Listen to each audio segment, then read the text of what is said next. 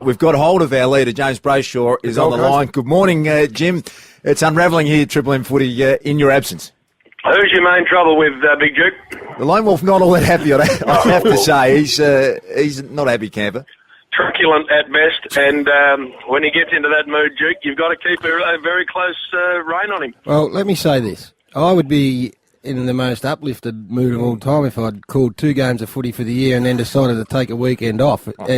Wandering in last night with a heavy burden as it was, at a minute to 6 I'm sitting there and then I get a tap on the shoulder and said, "You're hosting, by the way." I mean, what are we doing here, Warrior?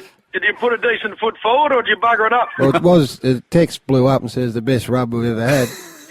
Now, JB, I've been trying to defend you, mate. And no, look, you haven't. No, what's the weather like up? Don't be what's the weather like up at the Gold Coast, mate? Because it must be good up there. What's it like? No, I'm beautifully. I'm down at Port Fairy. I tell you where I'm at. What? I tell you where I'm at. My wife's in hospital, so I've got George, who's 5, and Freddie, who's 3, with me. I drove down yesterday in her car because it had the car seats in it. That broke down 50 k's out of Warrnambool. Air violin out. That broke down 50 k's out of Warrnambool. So then I had to get poor old Stevie from Callahan Motors to bring a car out to me, which he loved doing on a Friday night. So then I'm driving his car around, and I tell you what I heard on the radio, Gary, and this will interest you. Mm-hmm. I don't ever listen to the radio, as you know. It's rusted on to 105.1. Mm-hmm. His car had some regional station on it. Yeah. I get into it this morning to go to the shops. Yep. There's our Thursday night colleague Hutchie talking to me. Yep. Sitting next to him, I'm gathering turf because I recognise that voice. Then some other high-pitched sort of arrangement, which I didn't understand, but then I heard later on that's Spud's mate a Skander or a Sander or whatever his name is. And then on came Purple.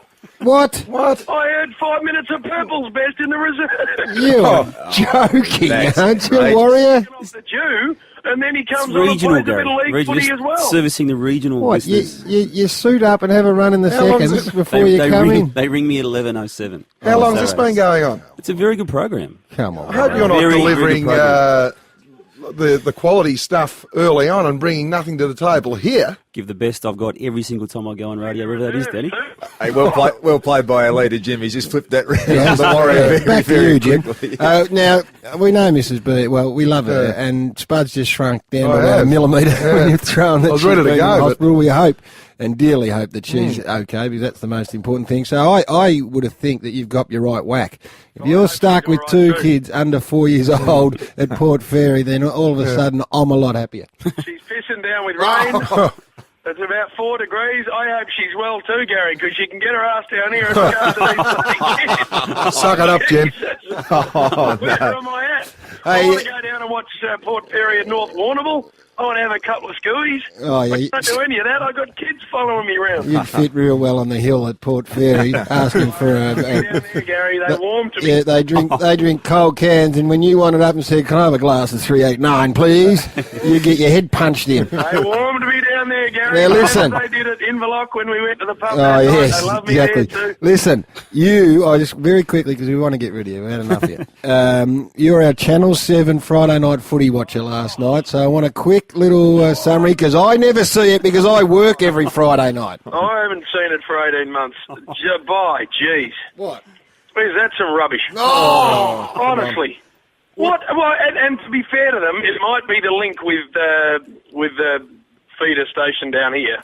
That might be stuffing them. No, it's but not. They kicked 7 or 8 goals that I never saw a replay of. They just go straight to the break.